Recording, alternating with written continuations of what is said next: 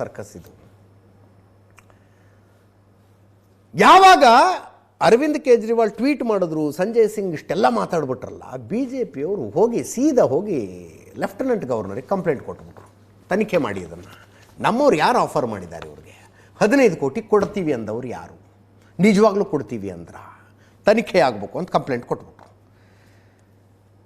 Lieutenant governor ಇದ್ದವರು ACB ಇದೆ, ಆ್ಯಂಟಿ corruption bureau case ಕೊಟ್ಟು ಇದನ್ನ FIR ಮಾಡ್ಕೊಂಡು ತನಿಖೆ ಮಾಡಿ ಅಂದ್ಬಿಟ್ರು.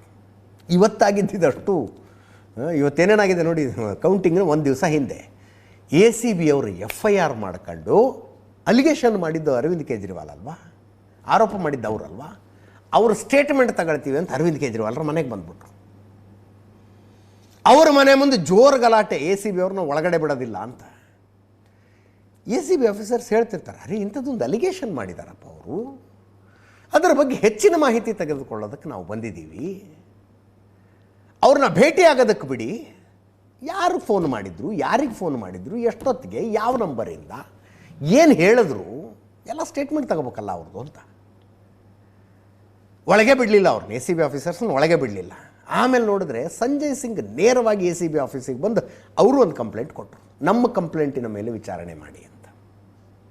ನಮ್ಮ ಅಭ್ಯರ್ಥಿಗಳಿಗೆ ಆಮಿಷಗಳು ಬರ್ತಾ ಇದ್ದಾವೆ, ಇದರ ಮೇಲೆ ವಿಚಾರಣೆ ಮಾಡಿ ಅಂತ. ಇದೆಲ್ಲವನ್ನೂ ನೋಡ್ತಾ ಇದ್ದ BJPಯವರು, ಆಮ್ ಆದ್ಮಿ ಪಕ್ಷದ ಹಳೆ ಚಾಳಿ ಇದು, 2019ರಲ್ಲೂ ಇದೇ ಮಾತು ಹೇಳಿದರು, 2024ರಲ್ಲೂ ಹೇಳಿದರು, 2022ರಲ್ಲೂ ಹೇಳಿದ್ದಾರೆ.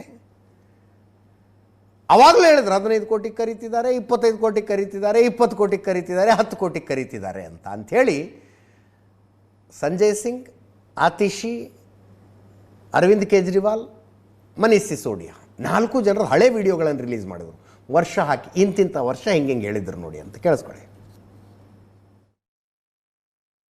आदमी पार्टी के 7 विधायक जो चुनाव लड़ रहे हैं, उनके पास फोन आया भारतीय जनता पार्टी के उन तत्वों के द्वारा, एक दो से मुलाकात करके भी ऑफर दिया गया कि जिसमें कि वो 15 करोड़ रुपए देने के लिए बात कर रहे हैं. पिछले कुछ दिनों में आम आदमी पार्टी के 7 विधायकों को भारतीय जनता पार्टी ने संपर्क किया है. हमारे MLA को एक MLA को 20-20 करोड़ रुपए का ऑफर दिया जा रहा है, 20-20 करोड़ रुपए का. हमारे 7 MLA को भारतीय जनता पार्टी के लोगों ने संपर्क करके कहा है कि आप आम आदमी पार्टी छोड़ दीजिए, चुनाव से पहले हम 10 करोड़ रुपए देंगे.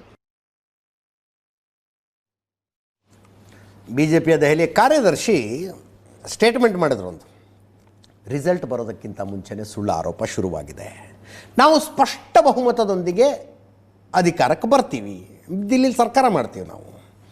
ಆಮ್ ಆದ್ಮಿ ಪಕ್ಷ ಸುಳ್ಳು ಹೇಳುವ ಅಭ್ಯಾಸ ಇಟ್ಕೊಂಡಿದೆ, ಆಮ್ ಆದ್ಮಿ ಪಕ್ಷದ ವಿರುದ್ಧ ತನಿಖೆ ಕೋರಿ ACBಗೆ ನಾವು ಕಂಪ್ಲೇಂಟ್ ಕೊಟ್ಟಿದ್ದೀವಿ ಅಂತ ವಿಷ್ಣು ಮಿತ್ತಲ್, ದೆಹಲಿ BJPಯ ಪ್ರಧಾನ ಕಾರ್ಯದರ್ಶಿ. ಈ ಸರ್ವೆಗಳನ್ನು BJPಯವರು ದುಡ್ಡು ಕೊಟ್ಟು ಮಾಡಿಸ್ಕೊಂಡಿದ್ದಾರೆ. ಯಾಕೆ ಅಂದರೆ ತಮ್ಮ ಅಭ್ಯರ್ಥಿಗಳು ಸ್ವಲ್ಪ ಗೊಂದಲ ಆಗಲಿ ಅಂತ ಆಮ್ ಆದ್ಮಿ ಪಕ್ಷದ ಆರೋಪ. BJP ಬರ್ತಾ ಇದೆಯಾ, ಸರಿ, ಹಂಗಿದ್ರೆ ಆ ಕಡೆನೇ ಹೋಗ್ಬಿಡೋಣ ಅಂತ ತಮ್ಮ ಅಭ್ಯರ್ಥಿಗಳು ಯೋಚನೆ ಮಾಡಲಿ ಅಂತ BJPಯವರು ಈ ಸರ್ವೆಗಳನ್ನು ಮಾಡಿಸ್ಕೊಂಡಿದ್ದಾರೆ ಅಂತ. ಈಗ ಈ ಸರ್ವೆಗಳು ಹಿಂಗೆ ಹೇಳ್ತಾ ಇದೆ, ಸಟ್ಟ ಬಜಾರ್ ಏನು ಹೇಳುತ್ತೆ ಅನ್ನೋದೊಂದು ಪ್ರಶ್ನೆ ಬರುತ್ತಪ್ಪ.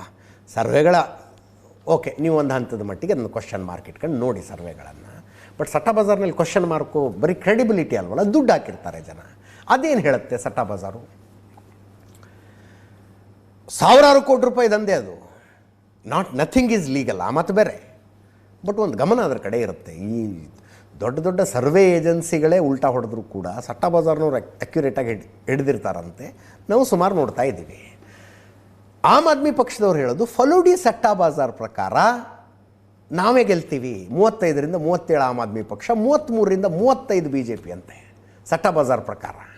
ಇದರಲ್ಲಿ 7-8 ಇದ್ದಾವೆ ಸಟ್ಟಾ ಬಜಾರ್, ಒಂದೊಂದು ಸಂಖ್ಯೆ ಇರುತ್ತದು.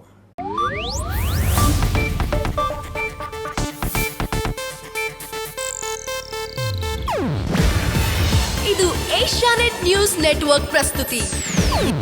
ನೀವು ನೋಡ್ತಿದ್ದೀರಾ ಏಷ್ಯಾನೆಟ್ ಸುವರ್ಣ ನ್ಯೂಸ್.